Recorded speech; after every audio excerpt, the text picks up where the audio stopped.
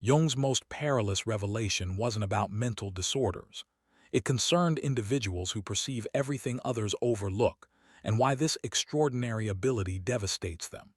Throughout his clinical practice, Jung documented patients exhibiting what he termed differentiated perception.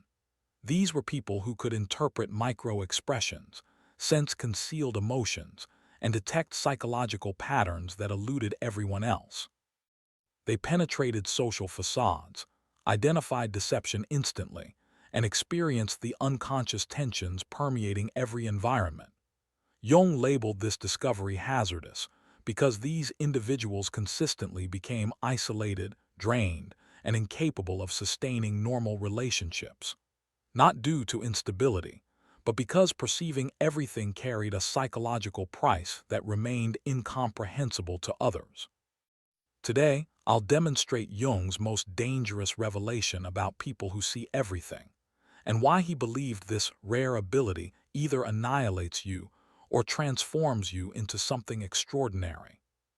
The case that unveiled Jung's most dangerous discovery began with a patient he documented in his private notes, a highly introverted, intuitive individual who sought his help in 1913 during Jung's own psychological crisis following his separation from Freud. This patient, representing what Jung would later classify as the rarest personality type, possessed what he called undifferentiated intuitive perception. She could enter any room and immediately sense the psychological atmosphere. Who was being deceptive? Who was experiencing emotional suffering? Who harbored secret resentments? Jung wrote, "The patient displays an extraordinary capacity for perceiving unconscious contents in others, but this faculty appears to cause her considerable distress rather than advantage." She couldn't engage in casual conversation because she saw through every social pretense. She couldn't maintain friendships because people felt exposed and uncomfortable around her. She couldn't hold employment because her presence disrupted the collective unconscious agreements that keep groups functioning. Jung realized he wasn't treating pathology. He was observing what occurs when the unconscious becomes too conscious, when perception becomes too differentiated for social survival. He documented her describing people with startling accuracy. She speaks of others as if she has access to their private thoughts and hidden motivations. When I verify her observations through careful questioning, they prove remarkably accurate. This wasn't psychosis or delusion. This was consciousness so advanced it had become socially dangerous. But Jung discovered something even more disturbing, because this patient's extraordinary perception seemed impossible to explain. Therefore, Jung began investigating what he would later term participation mystique, the psychological phenomenon where individuals with highly differentiated intuition become overwhelmed by unconscious contents from others.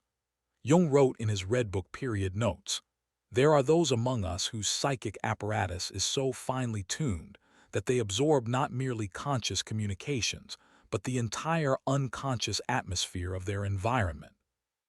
Modern research by Dr. Elaine Aron on highly sensitive persons validates Jung's early observations. Her research shows that roughly 20% of people have heightened sensory and emotional sensitivity. But Jung identified something more specific within his psychological typology.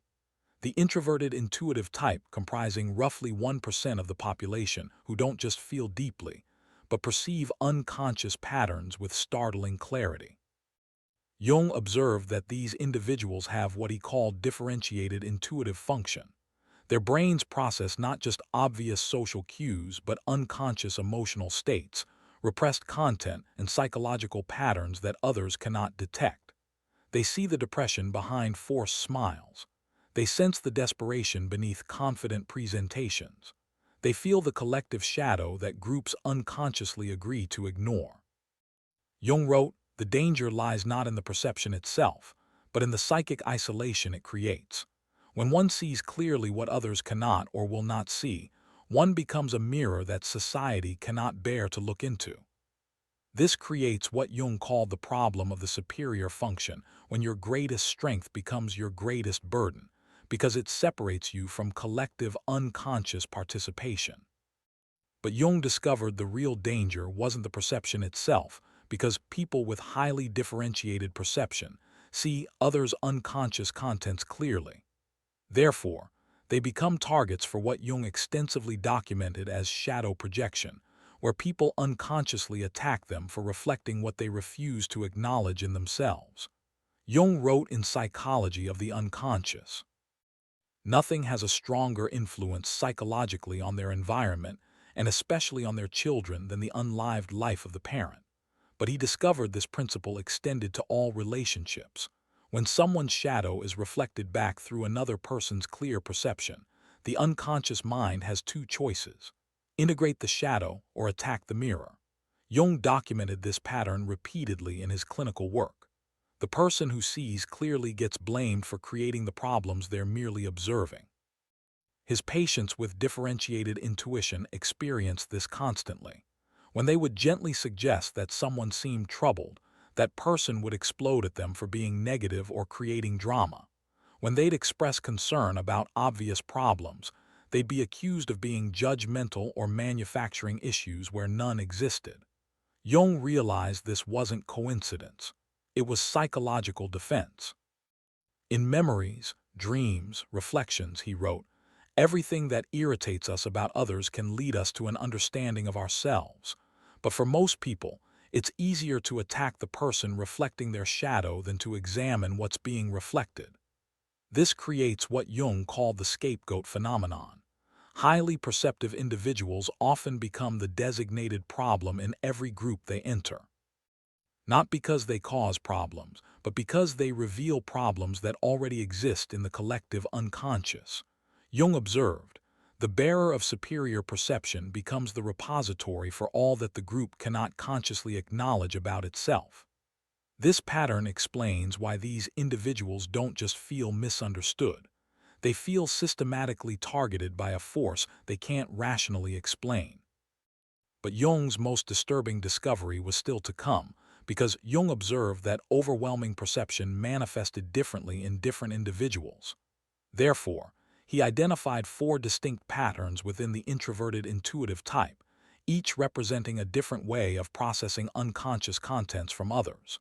Type 1. The feeling intuitive. Jung documented patients who combined introverted intuition with differentiated feeling function. These individuals don't just see what's happening psychologically, they feel it in their own bodies. They absorb others' emotions so completely they often can't distinguish between their own feelings and those they've unconsciously absorbed. Jung wrote, "The feeling intuitive lives in a state of perpetual emotional contagion, experiencing the unlived emotions of everyone in their environment." Type 2. The thinking intuitive. These individuals see psychological patterns and predict behavioral outcomes with startling accuracy. Jung observed they could forecast relationship failures, career disasters, and personal breakdowns months before they occurred, not through logical analysis, but through unconscious pattern recognition. Jung noted, "They possess an uncanny ability to perceive the logical conclusions of unconscious processes that others cannot yet see." Type 3. The sensation intuitive.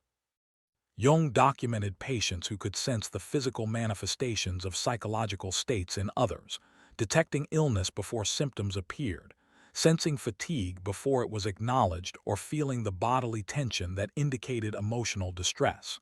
Jung wrote, "These individuals serve as early warning systems for psychological and physical disease in their environment."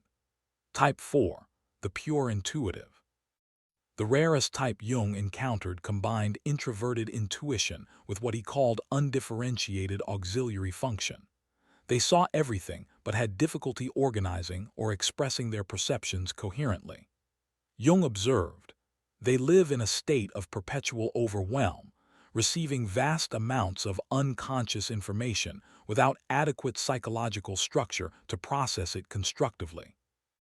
Understanding your specific pattern is crucial because each type requires different approaches to what Jung called the integration challenge. But first, you need to understand why Jung considered this discovery so dangerous.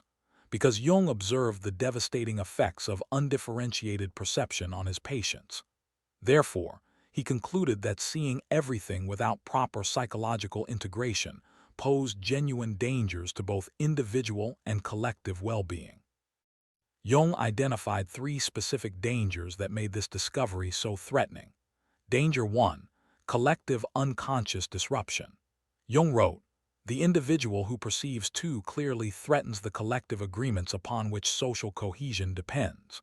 When someone sees through the shared illusions that hold groups together, the unspoken agreements to ignore certain truths, they become a destabilizing force." Jung observed that organizations, families, and societies function partly through collective unconscious agreements about what will and won't be acknowledged. The highly perceptive individual inadvertently violates these agreements simply by existing authentically. Danger 2. Psychological isolation. Jung documented how differentiated perception creates what he called the problem of superior function. When your greatest psychological strength becomes the source of your greatest suffering, he wrote, "The curse of consciousness is that it cannot be shared with those who do not possess it. The individual becomes an island of awareness in an ocean of unconsciousness." This isolation isn't just social, it's existential. These individuals often report feeling like they're living in a different reality from everyone around them. Danger 3. Identity dissolution. Most dangerously, Jung found that people who absorb unconscious contents from others often lose contact with their own authentic personality. They become so flooded with external psychological material that they can't distinguish between their own inner world and what they're absorbing from their environment. Jung called this participation mystique, a state where psychological boundaries dissolve and the individual becomes merged with collective unconscious contents. He wrote, "The danger is not merely social exile, but psychological annihilation, the complete loss of individual identity in favor of collective possession." This is why Jung considered the integration of superior perception not just therapeutically important but psychologically urgent, because unintegrated superior perception posed such dangers. Therefore, Jung developed what he called the individuation process, a systematic approach to maintaining individual identity while developing conscious relationship with unconscious contents. Phase 1. Recognition and differentiation. Jung taught his highly perceptive patients to first recognize when they were absorbing psychological material that wasn't their own. He called this conscious discrimination, the ability to distinguish between authentic inner experience and unconsciously absorbed external content. Jung wrote, "The first task is to establish what belongs to you and what belongs to others. Without this discrimination, there can be no individual development." Technique. Jung instructed patients to spend time in complete solitude daily, allowing absorbed material to settle so they could recognize their own authentic psychological voice. Phase 2. Shadow integration. Jung discovered that people who see others' shadows clearly often do so because they haven't integrated their own. The more you deny your own capacity for deception, selfishness, or cruelty, the more disturbed you'll be by seeing these qualities in others. Jung wrote, "Everything that irritates us about others can lead us to an understanding of ourselves, but only if we have the courage to look inward rather than remaining focused outward." Shadow integration means acknowledging that you contain every human quality you observe in others. This doesn't make you a bad person. It makes you a complete person who can see clearly without judgment. Phase 3. Conscious participation. The final phase involves what Jung called conscious participation in the collective unconscious, the ability to engage with others' psychological contents without being overwhelmed or losing your individual identity.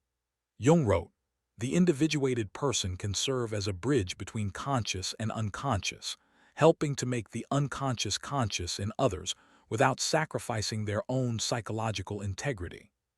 This requires developing what Jung called psychological containers, the ability to hold others' unconscious contents temporarily while maintaining awareness that they are not your own.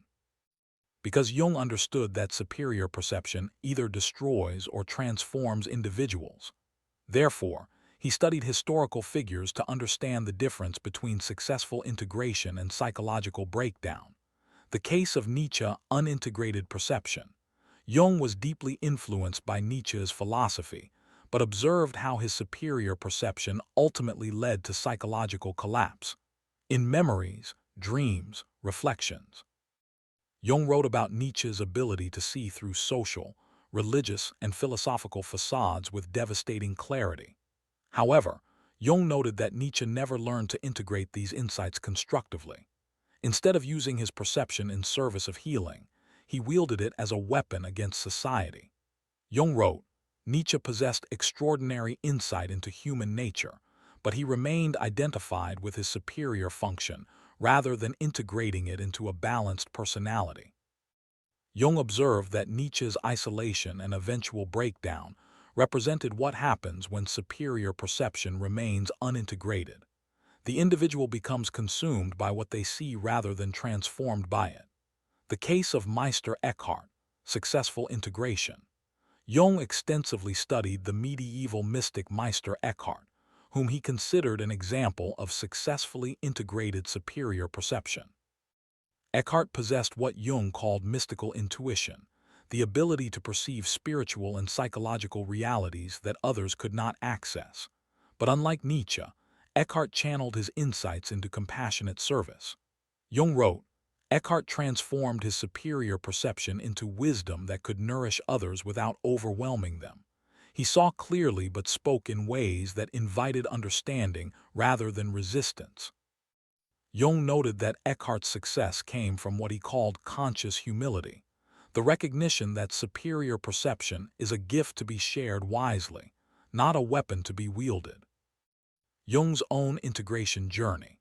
Most significantly, Jung documented his own struggle with overwhelming perception during what he called his confrontation with the unconscious from 1913 to 1919, recorded in the Red Book. Jung wrote, I was menaced by a psychosis and was saved only by my ability to understand what was happening to me through my work with patients. His superior perception of unconscious contents, both his own and others, nearly destroyed him until he learned to integrate these experiences consciously. Jung's breakthrough came when he realized that his overwhelming perceptions weren't pathological, but evolutionary. They represented consciousness attempting to evolve beyond current collective limitations. This realization transformed his approach to patients with similar gifts, because individuals with superior perception often face isolation. Therefore, Jung emphasized the crucial importance of finding what he called the few who understand, others capable of engaging with differentiated consciousness without defensiveness. Jung wrote in The Development of Personality, the privilege of a lifetime is to become who you truly are, but this privilege cannot be realized in isolation. It requires witnessing by those capable of recognizing authenticity. Jung identified three essential types of relationships for the highly perceptive individual. Type 1, fellow individuated persons. Jung wrote, the individuated person recognizes another individuated person immediately. There is a quality of presence, an authenticity that cannot be fabricated. These connections often happen instantly and intensely. You recognize each other as members of what Jung called the conscious minority. These relationships are rare but essential for psychological survival. With fellow individuated persons, you can be completely authentic without fear of overwhelming or threatening them. Type 2, those engaged in individuation. Jung observed that people actively engaged in their own individuation process, therapy, inner work, spiritual practice can often handle superior perception without defensiveness. They may not possess it themselves, but they understand its value. Jung wrote, those who have begun to know themselves can bear to be known by others. Type 3, natural containers. Jung identified individuals who, while not possessing superior perception themselves, have what he called natural container function, the ability to hold psychological content without being overwhelmed by it. These might be mature individuals who have weathered significant life challenges. The recognition process. Jung developed specific indicators for identifying safe relationships. They ask genuine questions about your observations rather than immediately defending against them. They can acknowledge their own contradictions and limitations without shame. They demonstrate what Jung called psychological mindedness, interest in inner reality. They maintain emotional stability when confronted with uncomfortable truths. They show genuine curiosity about consciousness and growth. Gradual revelation protocol. Jung taught a careful process for revealing perceptive abilities. 1. Begin with small, gentle observations. 2. Notice their response pattern to feedback. 3. Assess whether they become defensive or curious. 4. Gradually increase depth based on their demonstrated capacity. 5. Always frame insights as offerings rather than pronouncements. Jung emphasized, the goal is not to find people who accept everything you see, but to find people who can engage with your perceptions as valuable contributions to understanding rather than threats to their self-image. Because integrated superior perception serves both individual and collective development. Therefore, Jung viewed successful individuation as essential not just for personal well-being, but for the evolution of human consciousness itself. Jung wrote in The Undiscovered Self, the individual has always been the carrier of the living spirit, the one who brings about the change in society.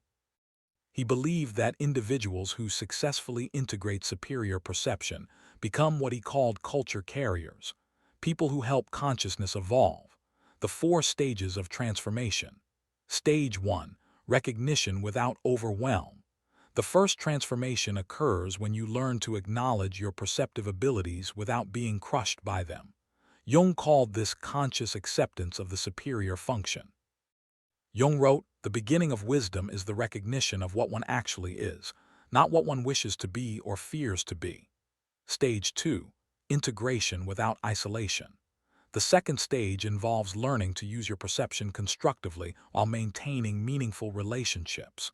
Jung called this social individuation, becoming authentically yourself while remaining connected to others. Jung observed the individuated person does not withdraw from the world but engages with it more consciously.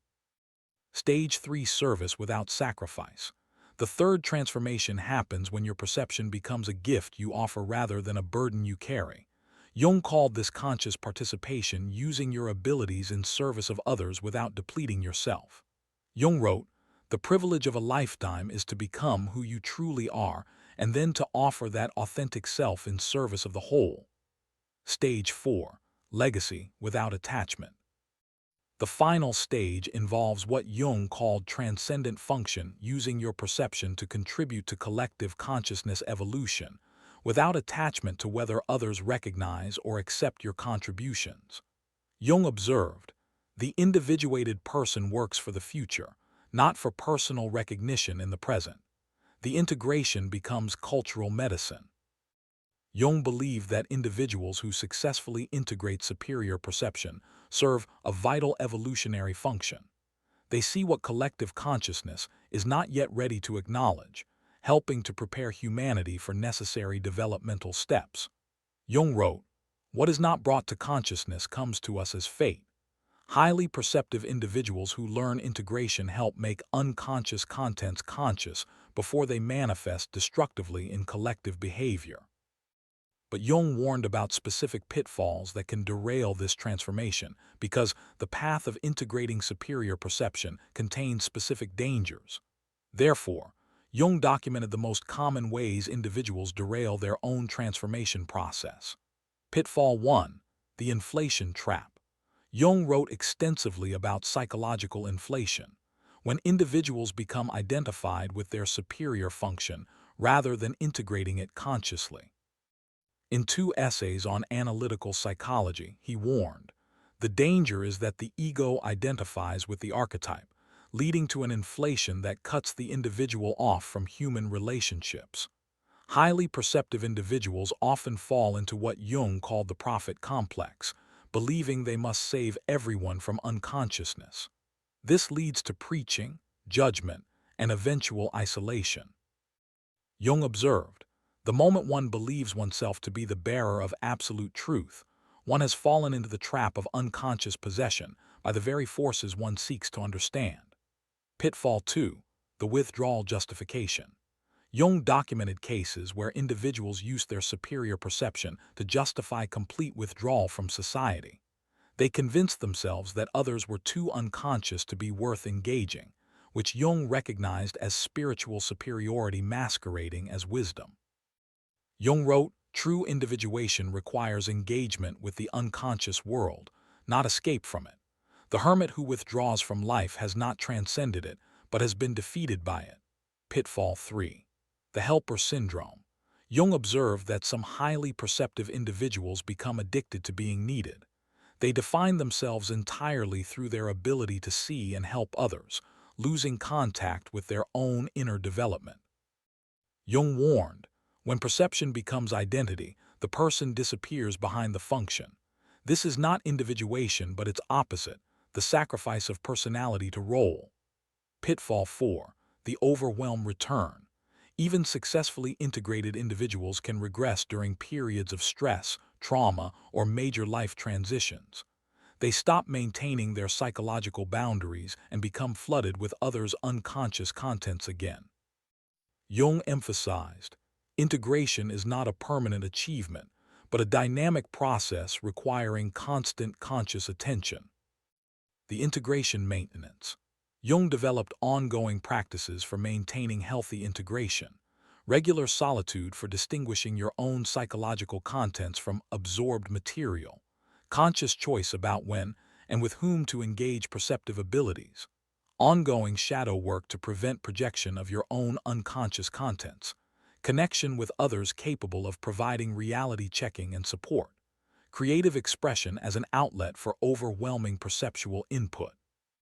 Jung wrote, "The integrated person does not achieve perfection, but learns to dance consciously with their own psychological complexity." Because Jung understood superior perception within the context of collective psychological development. Therefore, he viewed highly perceptive individuals as serving an essential evolutionary function for human consciousness. In The Undiscovered Self, Jung wrote, "The individual has always been the carrier of the living spirit, the one who brings about the change in society." He believed that people with superior perception serve as what he called consciousness pioneers, individuals whose psychological development precedes collective readiness. The historical pattern. Jung observed that throughout history, individuals with superior perception often appeared before collective consciousness was ready to integrate their insights.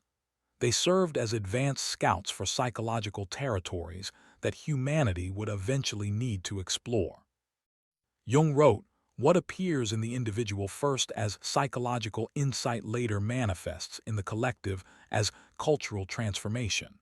The individual serves as a laboratory for consciousness experiments that will eventually benefit the whole." Modern manifestations. Jung believed that in the modern era, highly perceptive individuals might be sensing psychological patterns that explain collective behavior, environmental and social unsustainability before it becomes obvious, spiritual possibilities beyond current religious frameworks, technological implications that others haven't considered, collective shadow contents that need conscious integration. Jung's insight. The sensitive individual feels the collective problems first and most intensely. Their personal symptoms often reflect what the entire culture needs to address. The service without martyrdom. Jung's crucial insight was that superior perception serves evolution best when it's integrated consciously rather than suffered unconsciously. The goal isn't to be a martyr to consciousness, but to be a bridge between what is and what's becoming. Jung wrote, "The individuated person serves the collective not by sacrificing their individuality, but by developing it so completely that it becomes a gift to the whole." The ultimate integration. At the highest level of development, Jung observed, individuals with superior perception hold their abilities lightly, seeing clearly without attachment to others, accepting what they see, perceiving deeply without compulsion to fix everything they observe. Jung called this the transcendent function, the ability to serve consciousness evolution naturally without forcing or preaching, simply by embodying more conscious ways of being. Remember Jung's patient from 1913, the introverted intuitive who came to him during his own psychological crisis. After 3 years of working with Jung's individuation process, her life transformed completely. She learned to distinguish between her own psychological contents and what she absorbed from others. She found work as a counselor where her differentiated perception helped troubled individuals. She built relationships with people who valued her insights rather than fearing them. Most importantly, she stopped experiencing her superior perception as a curse and began understanding it as what Jung called a gift requiring conscious development. Jung wrote about her transformation. The patient learned not to see less, but to see more wisely, not to perceive less deeply, but to engage more consciously with what she perceived. Her gift remained intact, but her relationship to it became integrated rather than overwhelming. This represents Jung's most dangerous discovery, that some individuals are born with consciousness that exceeds collective readiness, and this advanced perception will either destroy them through isolation and overwhelm, or transform them into exactly what humanity needs for its psychological evolution. Your superior perception isn't a malfunction in your psychological makeup. It's an advanced feature of consciousness development. You're not broken because you see everything others miss. You're psychologically ahead of your time. The question isn't whether you should suppress your perception to fit in with collective unconsciousness. The question is whether you'll develop the individuation skills necessary to integrate your perception consciously. Jung's individuation method offers a path from dangerous isolation to conscious service, from overwhelming perception to integrated wisdom, from psychological curse to evolutionary contribution. You were born to see everything, not to suffer in silence, but to serve consciousness evolution. The world needs your insights, but it needs them delivered with the integration, wisdom, and strategic awareness that transform dangerous perception into cultural medicine. Your gift is not your burden. Your unconscious relationship to your gift is your burden. Learn to integrate it consciously, and you become exactly what Jung believed highly perceptive individuals were meant to be. Consciousness pioneers preparing humanity for psychological development that is inevitable but not yet obvious. Jung's most dangerous discovery wasn't that some people see everything. It's that most people who see everything never learn to use what they see wisely. The danger isn't in the perception itself, but in failing to develop conscious relationship with extraordinary abilities. You are not too much for this world. You are exactly what consciousness evolution requires. Once you learn to wield your perception as consciously as Jung learned to wield his. The danger of seeing everything isn't that you see too much. It's that you might never learn to see with the integration and wisdom your gifts demand. If you recognize yourself in Jung's description of the highly perceptive individual, you're part of a rare psychological type that Jung believed essential for consciousness evolution. Share in the comments which type of differentiated perceiver you are. Your individuation journey connects with others walking the same path. Subscribe for more insights into Jung's discoveries about psychological development that transcends collective unconscious limitations. Thank you for watching. See you in the next dimension.